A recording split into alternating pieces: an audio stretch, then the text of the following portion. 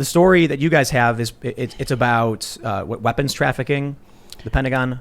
It's about specifically... What happened to the light? I don't know. Yours is a little dark. Oh, man. It's all good. Specifically about the 1MDB scandal and a lot of shenanigans, let's say, that came around that. Recently, Elliot Brody, who's the former deputy co-finance chair of the RNC, might remember him as such greatest hits as having to pay a former Playboy Playmate who Bloomberg claimed he coerced into having an abortion, $1.4 million, and then he had to step down from the RNC. I don't know anything about Well, what you that can was. Google that. And recently he got indicted for foreign influence, crimes related to foreign influence surrounding the 1MDB scandal. And previously, an associate of his, Nikki Lum Davis, was indicted back in August for similar things. Well, it kind of felt like manna from heaven. We got a cache of documents that resulted in other caches of documents that relate to the 1MDB scandal. But specifically, we have honed in on invoices or quotes, I guess you could say, both within this cache that concern MRAP logistics and support. MRAP are armored vehicles. They're made by the U.S. government, armed forces, that are used. They're actually mine-resistant vehicles, right? So they're like the size of a school bus. This particular document has to do with a quote for, something about, 13 million or something for the original quote? Oh, the original? Mm-hmm. Yeah, I think it might be around 15. Well, Go ahead. We'll get into all that. Yeah, and that's not... My camera that just will is on be- the fritz right now. Well, for that'll some be reason. up in about on? 10 minutes. You guys can watch yeah. it. So Yeah, maybe video. we'll come back to that. So, but long story short, what is this? Government malfeasance? It happened in... the story starts in 2015, so it's kind of a beautifully apolitical story because it overflows between administrations. So, Interesting. Yeah. Oh, Yeah. started with Obama. Well, and it leads into... Brody also had a company called Cercinus. That's an open source intelligence company is what it's referred to, and does other things too. But he was kind of selling packages that were related to some of these government matters. We'll have to start from the beginning. Mhm. So before we get into all Allegedly, that, by the way. so Rocco Castoro, According to the documents. former editor-in-chief of Vice, and now what are you doing? I'm working for a little outlet called SCNR or Oh. Yeah. SCNR or SCNR. It's Scanner. whatever you want it to be. So this is this is like one of the first updates we've done in a really long time about Mhm. Scanner. Yeah. So we started it a while ago. It was Subverse, and now it's Scanner, and you guys have basically been leading the charge on all that stuff. And now you have a big breaking story, which we'll get into. Everybody, I think, well, not everybody, but this is Emily Molly. This is Emily. I don't know. Do you want to introduce yourself? Yeah. Do you want to pull your mic up? I'm Emily Molly. I have been working for Subverse/Scanner since, February 2019? About. Mm-hmm. And then, so now I was primarily doing on-the-ground reporting, covering social movements, civil unrest, and all kinds of other things. And then, started doing this full-time, would typically write and do desk presentations of everything from, cybersecurity to, geopolitics and all kinds of different technology stories while doing my on-the-ground coverage. And now we just kind of flip the format a little bit to more just field reporting, straight up field reporting. And Rocco came in and helped set all of that up. You know how I know you guys are real journalists? You're boring. Hey. Okay, let's spice it up. So, did you lose any money on the election? No, of course not. I'm You not going to sure? bet on I'm it. not going to I gamble. didn't bet any. You I like to like gamble? Come on. No, I like to gamble in a casino with a set amount of money for fun. But Yeah. the odds are probably more accurate than the polls, I would say. Yeah, but they were flipping around. They were. Right? But that's So- odds for you. Yeah. Well, before we'll spice it up. Subscribe, like button, notification bell. You know what to do. Shows Monday through Friday You got live. this. Well, let's. I do want to start talking about with media and stuff though, because Sure. I've not had an opportunity to sit down with you and talk about everything in the media. I think a lot of people need to understand when digital media was taking off, you were basically the dude. I mean, you can say that. That's awfully nice of you too. I was certainly a pioneer, if that's not too lame of a word to use. I was at a spot where new media, as they called it back in the day, which obviously was a faulty term because it won't be new for long, was seen as some savior, where BuzzFeed had trending LOL, LOS, and, Vice Yeah, was I the remember bad that. boys, right? And then, Vox was the serious, hey, we got Ezra Klein over here, and we have Chorus, this CMS product. In other words, they were valued like tech companies, but they had no product. Their content was the product. They tried to show that they had a product, whether that be data, this or that. And if you look at their valuations, it follows suit, where you have a bunch of companies where people probably have super voting shares and stuff, and now they've taken haircuts that have brought them down to, less than $1 billion, which is really, where did $5 billion go? I started For Vice?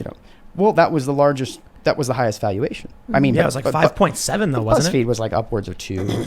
People put $500 million in each of these companies, essentially anywhere from 3 to 500, million. Where'd the money go? I don't know. It probably went through ad fraud, which the DOJ has been investigating for years now. And something like, we've been talking to this guy, Dr. Augustine Fowl, who's an ad fraud researcher out of Canada, who's very well respected.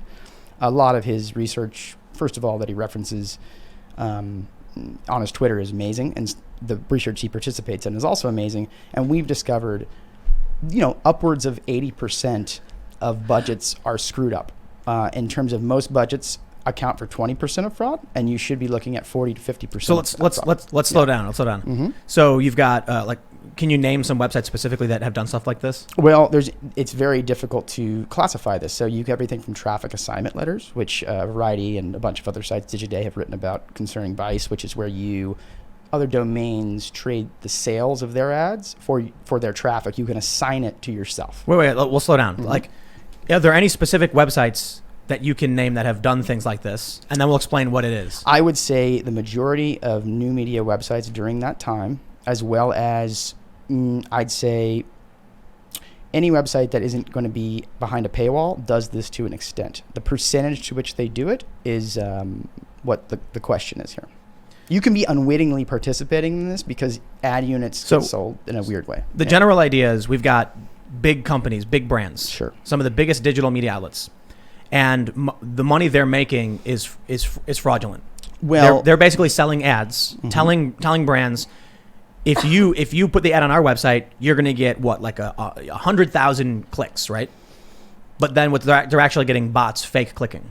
it can be bots. It can be what's called ghost traffic, which is actually a legitimate click. It's very technical. It's not really important. It'd be like me giving you Monopoly money. I'd be like, hey, Tim, here's $1, and you give me a real quarterback. And I keep doing that, right? Eventually that defunds not only the market, but the US dollar and currency, because if you have a backlog of inventory that's flowing through the global advertising system and you keep devaluing that based off fake clicks, that means, what does that mean? I mean, it means that you're devaluing money, right? Yeah.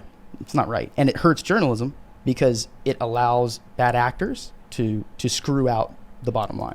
I think we started seeing. So I remember that era. Mm-hmm. I remember I think even Shane talked about it, the CEO of Vice, but they were all for it. Basically, they would assign their traffic to other companies, so that you would think you were buying an advertisement on a high-profile website like Vice, but you were actually getting like Dose.com or something. But that's not fraud, though. That was legal. Right. Yeah. But But Dose.com, that was whatever traffic assignment site, trick. yeah, that was a traffic assignment trick. But advertisers frown on that now. You can't really be bona fide and do that anymore. ComScore and Nielsen and all these companies have boxed you in on that. Yeah. So, have you been paying attention to Vice lately? Not really. I left No. in 2015, so I mean. Can you? You want to talk about? Sure. I mean, you can ask me questions. I may have to give you a Glomar. I can neither confirm nor deny. I remember, back in the day Mm-hmm. when we first met, especially, Vice was like edgy, hip, cool, kind of just doing whatever. I think you had a video where you were like blowing stuff up or something. Anarchist Cookbook, yeah. Yeah. And then it started to become like Obama came in. You know what I mean? I mean, there were certain. I felt like at some point maybe we were doing, or not just them, but, and I don't have any proof of this, but other outlets I know were. I know that after I left, Vice worked with the Saudi government, for instance. I feel like they were doing branded content for governments, and I think a lot of mainstream outlets do that. I think a lot of supposedly independent outlets are doing that right now, and they're using botnets. It's the same crap. CNN did it. Sure. CNN would do. It was. I remember back in the day, CNN was accused of doing like nefarious backroom deals with companies. Sure. I'm sorry, with countries. But then these countries would be like, no, it's a legitimate commercial buy. It's like branded programming. But Fox News did it with the whole Seth Rich thing too. I mean, that's under investigation right now. What was that all about? What was Well, that? there was a meeting between people in a room that had a lunch. I can go ahead and name those people, but I don't want you to get you sued. And we're investigating it. I think you would get sued. I don't think I'm going to get sued because it's the truth. And, these people all agreed. Butalski I can name because he's at the center of that. Aaron Rich is currently, going to get to the bottom of the truth. And I think it was a very, very, very, very coordinated plan that was based off faulty. I don't mean faulty.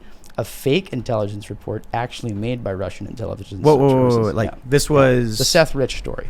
like when Fox Business published Yeah. the Seth Rich story. I know you've done videos on Seth Rich. Yeah. You've taken them down, which is, Taking the videos down? you've taken a couple down. No, Yes, you have. I've had a bunch of videos removed. For what? I don't know. This was a big deal. My Really? video on the Icelandic woman got removed as well. Yeah, they one day I got a list of someone sent me that I had a bunch of videos on my channel were no longer there. I That's see. it. That's weird. Yeah, it is. You should inquire about that. Yeah, because the videos I did on Seth Rich were not particularly definitive, except for the when Fox Business ran a story saying they had a laptop with definitive information or whatever. Like they had a laptop that claimed there was a communication between Rich and WikiLeaks or something. I remember that when I first started visiting, you called me about possibly working with Subverse or doing some different stuff. You told me straight up when you met with Assange that basically told you Seth Rich did it. No. You didn't say that? No. Then I got it. Dude, I wish. Because then I went to Emily. I didn't know Emily was there with you, and I went to her and asked her, and she's like, "No." Yeah, I know. Dude. Yeah, Dude. okay. If anything like that would have happened, I would have I would've run out the thought. door That's why waving I the was like, papers. whoa, his videos are removed. So I guess No, it's the those deep videos state. got removed, and NBC used them to smear me. Mm-hmm. So Kim.com, came out Yeah, I remember I signed Kim.com to you, actually, advice. at Vice. Yeah, Yeah, I did, that was yeah. fun. That was fun. So, okay, we got to slow down. We got to make sure everybody knows the context, Yeah. man. Okay. Keep me in the loop, So, man. when I was at Vice, you told me to go to New Zealand or something. No, it was that. I was supposed to go on some radio show instead. We'll walk back a little bit. I had interviewed you in 2011, I think, because we did an issue of Vice that was called the Moral Compass issue. That was right around a crazy year. That was kind of a lot like Occupy this Wall last Street. year, right? Occupy Yeah. Wall Street. And I think Arab Spring. we'd done a photo shoot actually where we put guys in Guy Fawkes mask in really high end fashion, and we just thought it was very disruptive, I guess, and people seemed to like it. And we had to do fashion shoots. It was part of the thing. I'm not a fashion shoot guy, but that was part of my job, and it got us money. So I think I might have met you around that time because we were doing a lot of stuff around there, and I think you were reluctant at first to do an interview. We did the interview. Which I don't know what that's it is. why I Nice. want to. Yeah. And you were like, you're very rightfully so. I think very cautious about mainstream and media and Even for Vice at the time. This was 2011. right. So this is before the HBO show. This is before things. I started a Vice where Gavin had just gotten booted. I've really never met Gavin except we can talk about later the one time I did, and I didn't really realize what was going on. It was 2005 essentially, and started as an editorial assistant for Thomas Morton, who's one of my favorite people ever, and had the ride of my life where I became editor-in-chief a few years later, probably because they had no one else to take the seat. So I was supposed to go on some radio program in Minnesota or something. Sure. Like it was a big national. Yeah. And then I guess you told them to send me to New Zealand because I knew But we more. got to back up, though, because I told Vice News to hire you because they were trying to poach my people that I was working with or had. They just put Jason Mojica, which we won't get into that right now. You can Google who he is, on board. And, I thought to myself, well, they need a lot of content filled. They have no idea what they're talking about with news. They're bringing that guy on. I know Tim's going to annoy the shit out of this guy. No, so Shane said there was no Vice News before me. Yeah, but that's There not was true. I like- built the entire budget. No. Plan, But there was like I have the they would run content. They would put Vice News on it, but the official channel was supposed to be the things that didn't make HBO. That's what Shane said. Sure, once it got funded, but HBO wasn't around for about a year before Vice News. But so After Vice News, then they got funded. I It was actually- YouTube funded. I had to talk to them. Yeah. I don't want to name everybody and drag everybody through. Like there's I'm not going to name certain people, but I had to negotiate with them on actually doing the on the ground live stream stuff because they didn't want to do it. No, that's not true because I told them you should hire this kid to do live stream. I was doing live No, stream. they told me they didn't want to do Well, it. that didn't really work out that way, did it? You No, guys it didn't. I know. yeah. Probably because you were telling them to I hire was, me. and then I said, "Why aren't you going to go send them? You guys want big hits. You're trying to poach my people. Send Tim to Kim.com." And it got, and then they 5 wouldn't million fund views it. overnight. I funded it. I said, Yeah. "Fine, here you go," and you went. I kind of regret that because the video should have been higher production, but Well, they had this thing there where it was like constantly begrudgingly doing things, So whatever. And then that's you the you media. were- That's the media. Right, you can't right, complain about that. You got to play the game if you're going to. Okay, but we were talking no about limits soldier. the Seth Rich stuff. Mm-hmm. All right, so Kim.com, right? I had I think it was, I'm not going to say, I don't want to say any names, but one of the main directors come up to me and says, do you want to go to New Zealand and interview Kim.com, like the famous hacker guy? Yeah, or yeah, whatever. yeah, yeah. And I knew a bit. I knew a decent amount about him already. Sure. And the concern was that the person they had normally had do interviews didn't know anything about these people. I guess someone interviewed Assange before, and it wasn't like substantive. It wasn't good. So I actually knew a ton, and then I don't know, what capacity. Well, we have to go back in time and when Kim.com was. This was right when he was being it was around the mega upload stuff. The mega upload stuff. So this is before Kim.com was any sort of political spokesperson or force in any which way, shape, or form, except for like the same wavelength as Assange in terms of data rights and freedom, right? He got raided by the MPAA in New Zealand. Right. So for those that don't know, Kim.com was an internet entrepreneur, never set foot in the United States, launched a company called Mega Upload where you could host you could it's like Google Drive, right? Before there was Google Drive, yeah. But people were using it for piracy. You could upload a video and then search it and find movies. So sure enough, they accused him of being a pirate, and then eventually they raided his mansion compound in New Zealand, and it was American interests with the New Zealand government that did it. Well, I would imagine New Zealand probably had some interest in that too, for sure. They're partner countries, but yes, sure. So I ended up interviewing the guy. We did the video. The video took off. It did really, really well. And then, where did you want to go? You wanted to go back in time, but we were talking about that was Seth it. Rich. I wanted to give it some context. Yeah. Right on. So since Kim.com amplified the Seth Rich story so much, right, and he's just wrong. Then there was this DNC email leak, and how did this idea emerge? It was Assange, right? He was doing an interview, and they asked him. No, there was a fake SRV or SVR. I always get it confused. Russian intelligence report, but it was made by Russian intelligence, and this is from the mouth of the prosecutor essentially working on the case at the time, and she's retired. Michael Itzkoff a great thing called Conspiracy Land on this. Yeah. I think your friend Cassandra's on that too. But, she had something very close to that. So did Luke Radowski, who I also know from back in the days in Vice. Yeah. I still know Luke. He had something on this? Well, he was one of the very first people to run a story by Alice Donovan. Oh, I think I might get this wrong. Sorry, I didn't research. Well, yeah, there were some posts made on We Are Change. Alice Donovan, I believe, was the first one. Well, Alice Donovan's named in both the Mueller report, in which we don't need to get into that whole thing, but it's very clear when you look at the previous postings before Seth Rich that it's a Russian propaganda vehicle, right? Mm-hmm. And what else did they talk about, like pro-Assad stuff? Yeah, apparently there was certain pro-Assad talking points, I guess, being laundered through various blogs. Mm-hmm. And I think Alice Donovan was also one of the authors. Interesting. Yeah. And it was being laundered through places like Sputnik and RT, which Sandra was working at. But we know that a intelligence report, a fake one, that was used in collusion with a group of individuals. One being the Fox News reporter that initially reported the story that had to retract. And now there's a bunch of lawsuits for Ed Batalsky, et cetera. Yeah. So it was I think it was a Fox Business article claiming that his laptop had communications with WikiLeaks. Yep. And that was the basis for something I talked about. And then someone asked me in a live stream, did I think it was true or not? And I was like, 60, 70% or whatever. And we literally had an article from Fox saying that there were communications, and that was the basis of it. Yeah. That was used by NBC to smear me, claiming I was pushing the conspiracy. But I was also saying, Kim.com is claiming it's true. And I'm pretty sure I said in every video, these things never pan out. Stuff like this doesn't happen. I see. The likelihood there's evidence is probably slim to none. But I don't think Kim.com's a liar. I've met the guy. I've talked to him. And so I guess we'll see how this, plays out. And then at some point, a bunch of videos got purged from my channel. What was really irksome about this is that I discovered it because I had a video I produced in Norway called The Isdal Woman of Norway. This is just me going to Bergen, Norway, and talking. But this is the craziest thing. I was talking to local researchers about a woman who was found dead just outside of the city of Bergen. She was found face down in a fire pit, dead of smoke inhalation, and they found a suitcase full of passports and a bunch of other stuff. It's a very famous, it's not a conspiracy story because it literally happened. They just don't know who she was. There's also the story. Do you know the story of Talmud Shud? It sounds familiar. Guy in Australia washes up on shore, Yeah. and then he's got a bunch of passports.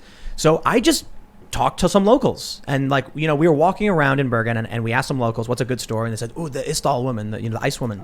That video's gone, and I loved showing it to people because it was just a silly mystery video. There was All we did was talk folklore with locals. I went on my channel because I'll be like, check out this really old video we made. It was really fun. Gone. Do you know a backup of it? No.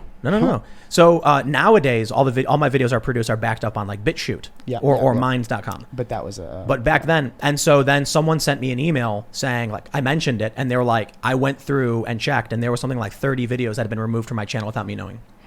Very interesting. I have some ideas about Google and what Google wants, and what Facebook wants, and what the big tech companies are doing. And a simple way to put it is, why for some reason my channel doesn't get removed? Well, I've had some of my videos have over 15 million views, and if you Google my name, you will not be able to find them. Yeah. You explained that one too, and 3 of them have been removed. One we had. Do you know who Alan Bakari is?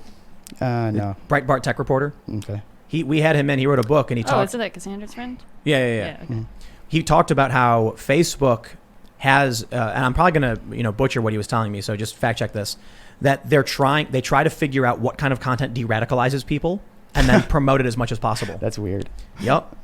That's so. Either which way, it's psychographic. So then when I hear like a bunch of my videos got removed, but I don't want to get too conspiratorial. Well, yeah, I guess but at the same time, it's like if they're doing that and there's no explanation, there should be an investigation into like why videos are gone. Well, what you just said, if they're doing the de-radicalization or they're promoting, the algorithm for some reason promotes, and I'm not saying it's a human choice, somehow gets flipped in a way that inadvertently promotes radicalization videos. Like, we need to know about that as people. We need to have access to that data publicly. Thanks for checking out this clip from the Timcast IRL podcast. We do the show live Monday through Friday at 8 p.m. So come back to check us out when we go live.